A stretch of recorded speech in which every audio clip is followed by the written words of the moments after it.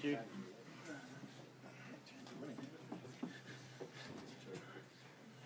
When you're ready to roll, thanks, Steph. Steve, what was the most pleasing aspect of that win? The ability for us to grow and learn during what was a pretty physical game. It was a different game altogether from the last one. Australia turned up and threw everything they had at us and a little bit more. And we just had to learn how to cope with that and play and still score tries, which we did, so that was pretty pleasing. Kieran, there seemed to be a lot of talk and a lot of niggle out there. How important was it that you guys kept your structure and discipline? Yeah, perhaps we let it get to us a bit too much in that first half, certainly. There's a bit of niggle, and that's what you expect in a pretty high pressure game out there. And the Aussies brought it, a lot of that physicality. I guess once we're able to just control our own game, it kind of takes away all that extra stuff. Ian, the Aussies seem pretty limited in their back play. Are you surprised by what they're bringing to the table there? No, well, I wouldn't say that. I'd say that they probably had limited opportunity. I thought we disrupted a lot of their set piece, and it's hard to really get going as a backline when you can't get a front football early, and that's probably a credit, particularly at line-out time. We really delivered poor ball to them and a lot of pressure on their scrum, so probably more reflective of our team effort in that regard.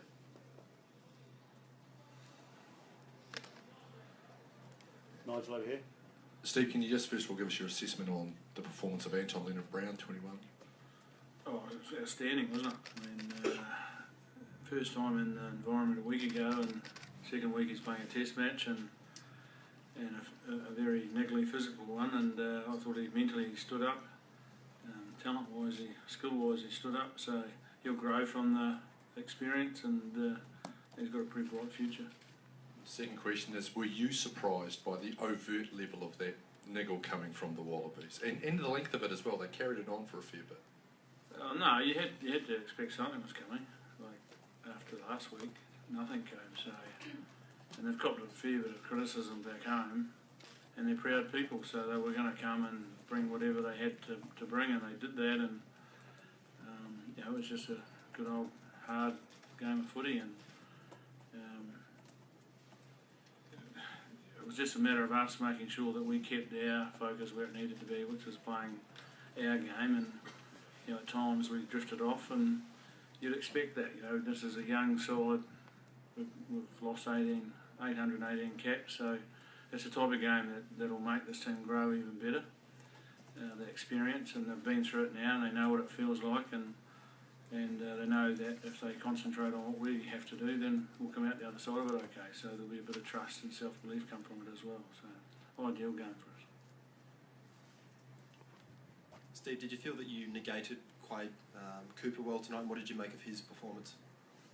Yeah, he was all right, but again, as Fozzie alluded to, it's really hard to play if we don't get any set-piece ball of any quality, and I don't know how many line-outs we won, but the line-outs they did win, apart from when they drove, they didn't really get any OT ball, so it's very difficult for a backline to function when you're getting ball like that, and at times, the scrum went back as well, and again, difficult to play. So what ball he got was usually an aerial kick to him, and he diffused a few of them, and did pretty well. But it's not a one-man game. It's not Quade Cooper against the All Blacks. It's 23 Australians versus 23 All Blacks. So I think for a guy who hasn't played for a long time, I think he acquitted himself pretty well.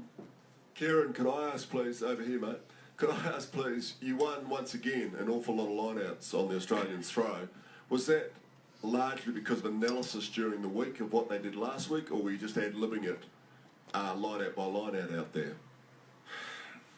When you turn up to a line, it's really just about looking at what they're going to throw at us, to be honest, and we just try and get up in the air and put as much pressure as we can.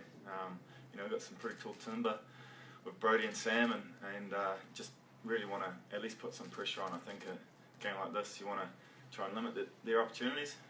We do it as best we can.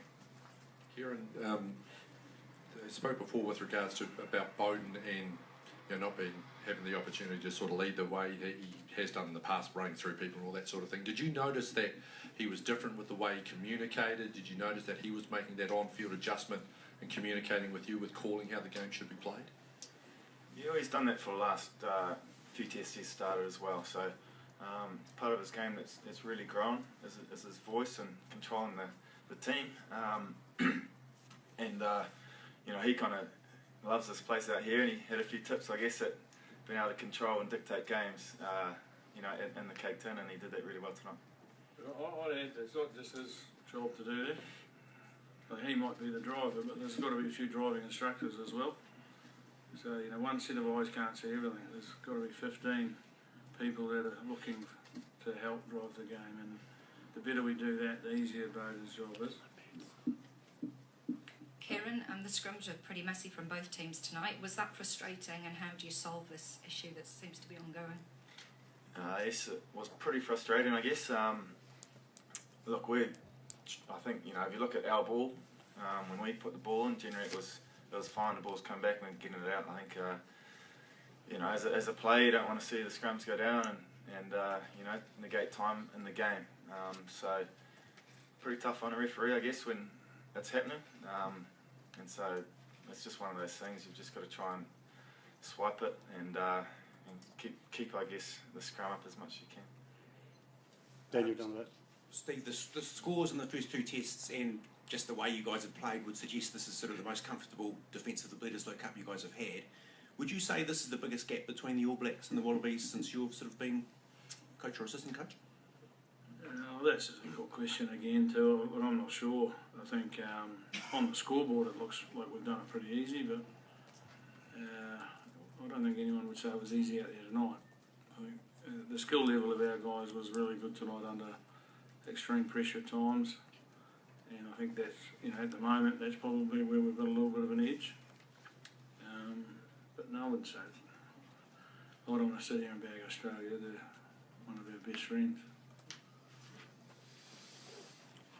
Last question, are we done or done?